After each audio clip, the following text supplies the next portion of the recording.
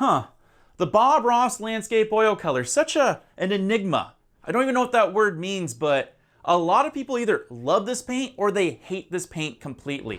And when I look at reviews online or even within my own comments of my YouTube channel, it seems like there's two common major issues with this brand here.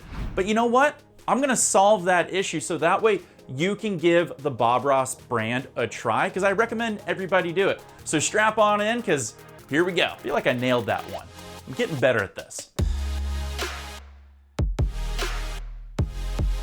Hey, what's up all my awesome peeps? Wild here. Real quick before we begin, if this is your first time here and you need help with your creative adventures with how-tos, tips, tricks, and tutorials, this is an awesome spot for you. So do me a favor and hit that big red subscribe button down below. And you can also tick that bell so you know when my videos go live for you.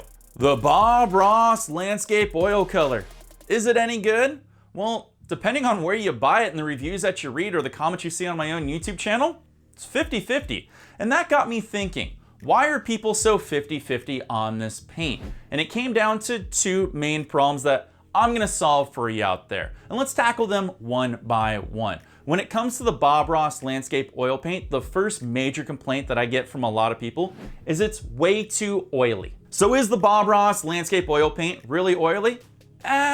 50% yes and 50% no. The reason it's 50% yes is because the way that the tube is stored when you get it or how it's shipped to you and it was stored at the manufacturer. Look at the design of the tube. Most people rest the tubes on their side, which you really shouldn't do, but it's okay. The tube has an angle to it that it's allowing the lighter oil and medium to rise towards the cap end while the pigment is gonna sit at the bottom.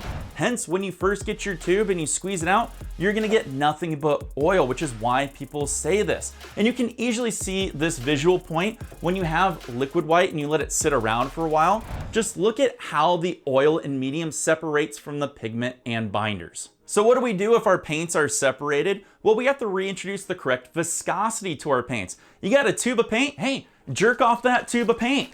Oh, yeah. Keep your mind out of the gutters, ladies. Or if you have a tube of paint, all you need to do is just knead the tube to mix it up to the correct viscosity for your painting needs. Now, if you're not sure if your tube of paint has separated, a really easy thing you can do while you're kneading is listen to it. Hey, are you ready yet? I'm just not feeling it right now. I just don't know if I'm up to the job. You're gonna hear what sounds like a swishing sound, almost like if you're washing your mouth with mouthwash. You're gonna hear that slowly go away, and that's how you know you got the correct viscosity. So I'm gonna try to put it up to my microphone here to see if you can hear it.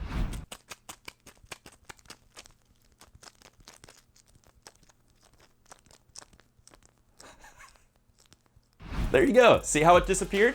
Now it's all mixed up and together.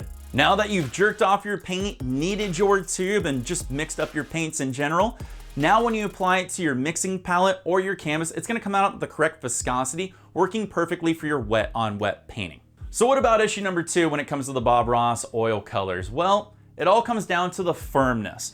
Now, when you use colors like cadmium yellow, sap green, Van Dyke brown, alizarin crimson, permanent red, phthalo blue, and Prussian blue, and all the fun colors, you're not gonna have an issue because they still work and they're formulated for wet on wet styles. However, you're gonna have a really hard time when it comes down to titanium white because it's also buttery smooth. It's not really a firm paint. And if you're not really strong with certain aspects of your Bob Ross painting or you're a beginner out there, you're gonna be on the struggle bus and you're gonna be on it hard and it's gonna be demoralizing for you.